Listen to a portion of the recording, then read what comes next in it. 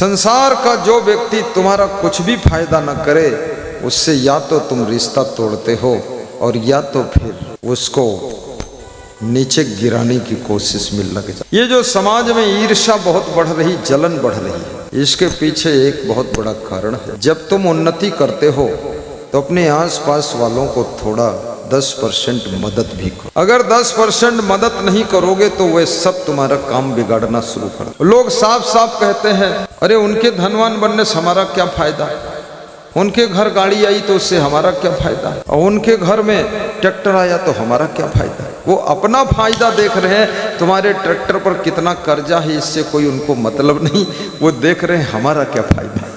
इसलिए दूसरों को भी थोड़ा फायदा कराइए। 10% दूसरों के लिए ही हिस्सा निकाल लीजिए। धर्म के लिए 10% दान बाद को करिए, पहले ये नादान लोगों के लिए दान करिए, अन्यथा ये डिस्टर्ब करेंगे। और 10% अपने रिश्तेदार, परिवार वालों, कुटुंबियों के लिए भी निकालिए। और 10% जो क्षेत्र में गुंडे हैं, लफंगे हैं, नालायक हैं, और जो उनके लिए निकालिए। 10% राजनीति के लिए भी निकालिए। ये 50% आपको निकालना पड़ेगा। अब बचा 50%, उस 50% में तुम अपना विकास करो, फिर निर्विरोध विकास करो, कोई बाधा है ही नहीं। सीधे हाईवे पकड़ो, जाओ आप तेज गति से, लेकिन सबका परसेंटेज है, क्योंकि आदमी अपना फायदा ढूंढ रहा है। फायदा के लिए लोग कायदा भी छोड़ देते हैं, मर्यादा भी छोड़ देते हैं और फायदा में गिर जाते हैं। और अगर फायदा ना हो तुमसे तो तुम्हारी निंदा भी करते हैं। नीचा पर यशोग्निनतः ततो निंदाम प्रकुर्वते असक्तास्तत्पदम गंतुम। नीतिकार कहता है, जितना तुम विकास कर रहे हो उतना विकास जब तुम्हारे आसपास के लोग नहीं कर पाते हैं तो वे अपनी तसल्ली के लिए तुम्हारी निंदा करते हैं और निंदा करके अपने मन को संतोष दिलाते हैं। इसलिए अपने विकास के साथ साथ थोड़ा आसपास वालों का भी ध्यान रखना। श्री कृष्ण भगवान कहते हैं, जब किसी का प्रभाव बढ़ता है तो उनको दुख होने लग जाता है। जिन लोगों का पहले से प्रभाव था और उनसे ज्यादा तुम्हारा प्रभाव हो रहा है तो उनके मन में पीड़ा होने लग जाती है। इसलिए जब प्रभाव बढ़ने लग जाए तो ज्यादा विनम्र हो जाना और पुराने प्रभावशाली लोगों को भी हाथ पांव जोड़ते रहना, अन्यथा वे लोग तुम्हारी टांग खींचने का काम शुरू कर देंगे। भारत देश में हर क्षेत्र में ईर्ष्या, जलन बहुत काम करती है। किसी का बढ़ता हुआ नाम, बढ़ता हुआ काम, बढ़ता हुआ धन धाम देख करके लोगों के सीने पर सांप लौट जाते हैं और लोग दुखी हो जाते हैं। छत्तीसगढ़ में एक सज्जन ने किराना की दुकान खोला, बहुत बड़ी दुकान थी।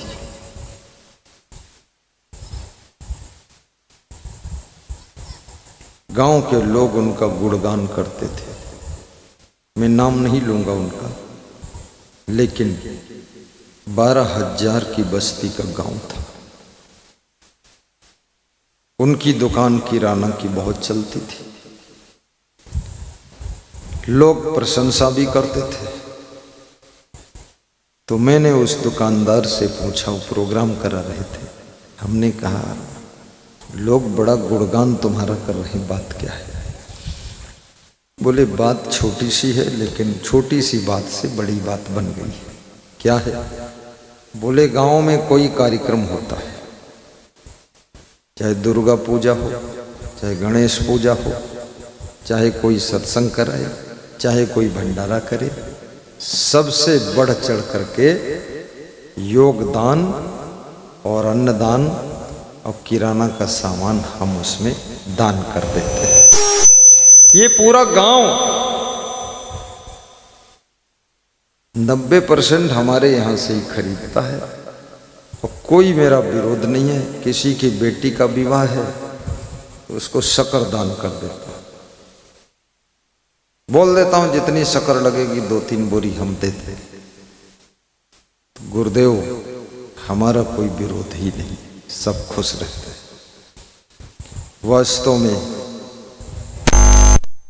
जो पेड़ तुम्हारे द्वार पर लगा है अगर वो छाया भी ना दे और फल भी ना दे तो तुम उसको कुल्हाड़ी लेकर काटने की तैयारी करते हो। अमेरिका की किसी धनवान व्यक्ति से तुम कंपटीशन भी नहीं करते हो, जलन भी नहीं करते हो। तुम अपने गांव में ही जलते रहते हो, तुम अपने परिवार में ही जलन खलन करते रहते हो। अपने आप को संभालना। और जलन करने से मनुष्य का सुख भी जल जाता है। ईर्षु घृणी न संतुष्टा, क्रोधो नो नित्य संकिता, पर भाग्योपजीवी चखडित नित्य दुखिता। विदुर जी कहते हैं जो ईर्ष्या करता है और जो घृणा करता है, किसी को कमजोर समझकर और किसी को साधारण समझकर उनसे जो घृणा करता है, घृणा भरे हृदय में प्रेम की मृत्यु हो जाती है। और जहाँ प्रेम मर जाता है वहाँ सुख भी मर जाता है, वहाँ दुख रहता है। न संतुष्टा, और जो लोग कभी संतुष्ट नहीं होते, हमेशा असंतुष्ट रहते। कितने लोगों को आपने हंसते हुए नहीं देखा होगा, खुश नहीं देखा होगा, क्योंकि वे संतुष्ट नहीं। तुम कितना ही अच्छा करो लेकिन सब लोग तुमको अच्छा नहीं कहेंगे, और कितना ही तुम गलत करो सब लोग तुमको गलत नहीं कहेंगे। कुछ लोगों को गलत ही पसंद है। अगर तुम शराब पीते हो तो शराबी लोग तुम्हारा गुणगान करेंगे, बहुत अच्छा शराबी है, पीता भी और पिलाता भी है। और यदि तुम अंडा भी न खाओ, कुछ भी न खाओ, लोग कहते हैं ये आदमी कोई काम का नहीं, ये बेकार हो गया। अरे ये तो गुरु उरुक चक्कर में पड़ गया, सब छोड़ दिए, पहले ठीक रहे, पहले हमहू को अंडा खाओ रहे, खुदो खाते रहे। गलत करने वालों का भी लोग साथ देते हैं संसार में, और अच्छा करने वालों का भी विरोध करते हैं लोग संसार में। कई गांवों में सत्संग होता है तो सत्संग के विरोध में भी चुपके चुपके 2-4 लोग काम करते रहते हैं। कहीं खेत नहीं देंगे सत्संग कराने के लिए, पड़ा है खाली पड़ा, कहेंगे इसमें हम कुछ बोएंगे, हम देंगे, बोएंगे कुछ नहीं।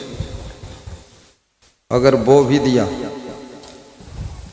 तो उसमें घास बोया है, वो सनई बोया है कि इसको जोतेंगे फिर, और इसलिए बोया है कि तुम्हारा सत्संग ना हो पाए। शुभ कार्यों में सहयोग कीजिए, और कोई अशुभ कार्य कर रहा है उससे थोड़ा दूर रहिए।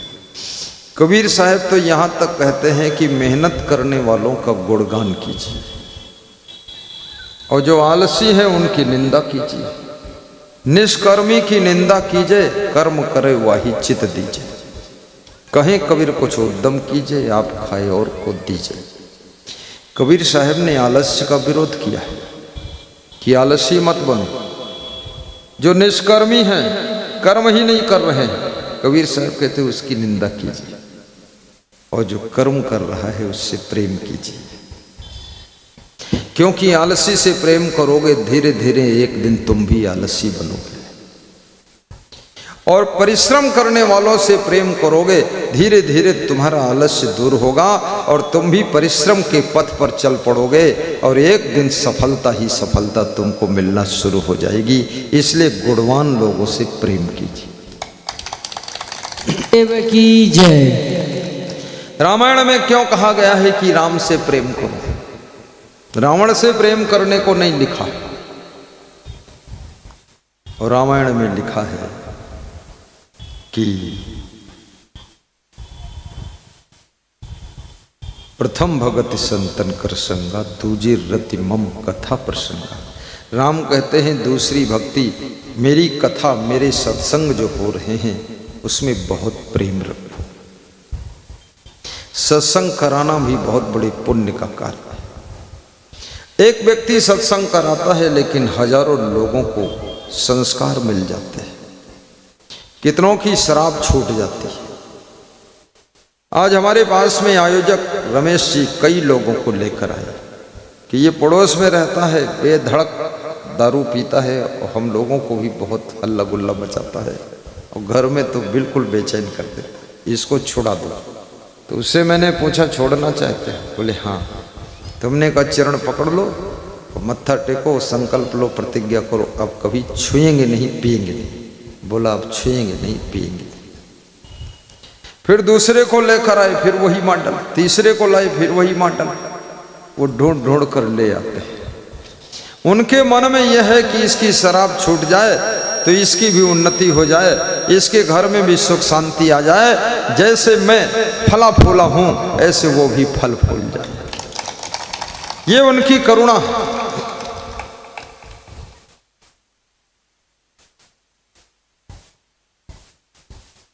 उनकी भतीजी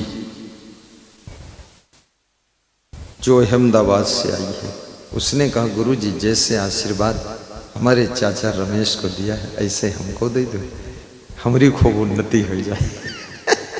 बोले हमारी दुकान कपड़ा की है अहमदाबाद में, 2 दिन चलते हो, 5 दिन बंद ही रहा थे, चलता ही नहीं दुकान, 2 दिन चलते। हमने कहा तुम 2 प्राणी हो, पति पत्नी 2 दिन काफी। अरे बोले रोज चले खूब ऐसा आशीर्वाद। श्री रमेश सिंह, जिला महाराजगंज, मंगलपुर वाले, उनकी पत्नी साधना सिंह, भाई सुरेंद्र प्रताप सिंह, उनके बहन बहनोई, बहुत बड़ा सत्संग मंगलपुर में करवाया था। महाराजगंज में ये दूसरा महान भक्त अवतार लिया। पहला ये राजेंद्र जायसवाल था, खड़े खड़े। राजेंद्र कहता था मैं अकेला हूं, लेकिन अब उसको इतनी खुशी है। नौसादर वाला आयोजक कहता है अब हम 2 हो गए, अब आनंद आ जाएगी महाराजगंज। और महाराजगंज जिले में तो महाराज को जाना ही चाहिए, गुरु महाराज को। जिला ही महाराजगंज है, कितना अच्छा नाम है। बैठो। दोनों को माला पहना कर आदर किया गया है। महान भक्त श्री अनिरुद्ध जी, ये भी पहली बार गोरखपुर में लाने वाला यही भक्त है जिसने गोरखपुर में परिचय कराया। लोग हमको जानते नहीं थे और वे बड़े मजेदार आदमी, सीधे हमसे पूछ लेते हैं कहाँ खाइल बा, कुछ बनाइल बा तुम्हारे लिए? तो मैं सोचता हूँ अभिन्न हृदय हो गया, ताला माली माला पहनाओ ताली बजाते। ये भी पूर्व आयोजक है, बहुत बड़ा 2 बार प्रोग्राम किया है, 3 बार पधरौनी हो गई। बैठिए, आज भी पधरौनी हुई थी। नित्यदानी भी है, 100 रुपया रोज दान निकाला है और 15,000 का दान वर्षा किया था घर ही पर। और पधरौनी के उपलक्ष्य में बहुत सामान दिया है, अपनी बुद्धि से सोचकर 21,000 दक्षिणा दिया, गोल तकिया दिया, लंबे तकिया लाए, चादर बिछाने के लाए, थाली कटोरी चम्मच जग गिलास सब लाए और कपड़ा भी लाए। और बोले कि गोल पसंद हो गोल लो, लंबी वाली पसंद हो लंबी लो, दोनों पसंद हो दोनों लो। और बहुत सुंदर उनका बेटा बैजू और गंगेश्वर चप्पल भी लाए, बोली लिबर्टी कंपनी का। मैं तो नाम पहली बार लिबर्टी का चप्पल पहना। बहुत प्रेम से स्वागत किया, खीर पूड़ी खिलाया संतों को, सब्जी और दाल जिसमें भरी होती दाल पूड़ी हमको खिलाया, सेवा बहुत की। किसी भक्त के यहाँ हम जाते हैं, बड़ा दिल खोलकर सेवा करते हैं। पधरौनी एक छोटा कार्यक्रम है। महान भक्त उदयभान सिंह गोरखपुर सिटी के, उनकी पत्नी, तुम्हारा नाम भी साधना है क्या है? अनुराधा देवी, खड़ी हो अनुराधा। इन्होंने भी बहुत प्रेम से पधरौनी किया। अंदर अंदर इच्छा हो रही है कि सत्संग भी गोरखपुर सिटी में कराऊं, श्री राम पार्क में। और ये छोटी मोटे राजा रानी है ये सब, कि बहुत व्यवस्था है इनके पास, देखने में लगते हैं ऐसे। और श्रीमती मनोरमा जी ने, इन्होंने भी पधरौनी किया था, बहुत सेवा किया था। इनका बच्चा मुझसे कह रहा था, गुरुजी तुम्हारी सेवा में दौड़त दौड़त बहुत थकी गए। ऐसे हमारे पास आए, बैठ के बोला, कहा बहुत दौड़े थे। हमने कहा पधरौनी में ये दशा है, प्रोग्राम करोगे तो क्या दशा। वास्तव में मेहनत तो पड़ती है। शिवरी जिसके पास कुछ नहीं था, रोज झाड़ू गली में लगाती थी, फूल बिछाती थी, बेर रोज तोड़ कर लाती थी और सब कुटिया साफ करती थी, उसी में थक जाती थी। लेकिन विश्वास था एक दिन भगवान आएंगे। और जब गुरु किसी के घर में जाते हैं तो उसको जो खुशी होती उसी को पता होती, सबको पता नहीं होती। उस खुशी में आधी रात तक तो नींद नहीं आती है और व्यवस्था जमाते हैं।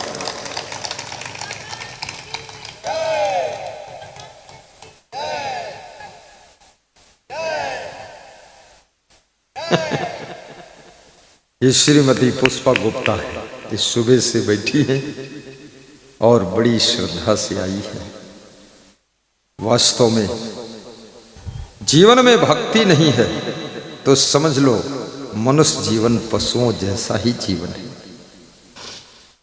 क्योंकि खाना पीना भोगना सोना तो पशु पक्षी भी कर लेते हैं।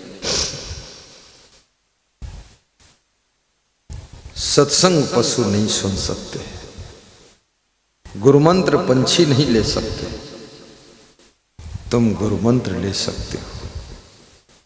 और कम उम्र में ही गुरुमंत्र लेना चाहिए। मन भटकने से पहले अपने चंचल मन की डोरी गुरु के पावन चरणों में बांध लेना चाहिए। एक छोटा बच्चा मंगलपुर गांव का, उसने कंठी पहन लिया, घर में पूरा हड़ताल कर दिया कि मच्छ कच्छ नहीं खाऊंगा। लोगों ने समझाया अभी तू छोटा है। बोले छोटा नहीं, मैं तो गुरु जी का बहुत बड़ा भक्त हूं, ये कंठी माला है, अब नहीं चख सकता हूं। 9 साल का बालक इतना बड़ा संकल्प लेता है। ध्रुव भगवान ने 5 वर्ष की उम्र में भक्ति किया था। मीराबाई ने बचपन से भक्ति शुरू कर दिया था। शिवरी जब छोटी थी, उसने देखा मेरे द्वार पर भेड़ बकरियों के झुंड बंधे हैं। माँ बाप से पूछा, ये भेड़ बकरियां इतनी ज्यादा क्यों खरीद कर आई है? माँ बाप ने कहा तेरी शादी होगी, भेड़ बकरियों का मांस पकेगा, सब मेहमान खाएंगे, इसलिए भेड़ बकरी आई। शिवरी का मन करुणा से भर गया और शिवरी घर छोड़कर जंगल में भाग गई कि मैं शादी नहीं करूंगी ताकि ये सैकड़ों भेड़ बकरियों की हत्या न हो। ये पाप मेरे कारण नहीं होना चाहिए। और एक शिवरी ऐसी बेटी है जो ब्रह्मचर्य की साधना करके भगवान राम का दर्शन किया था, जिसने विवाह नहीं किया।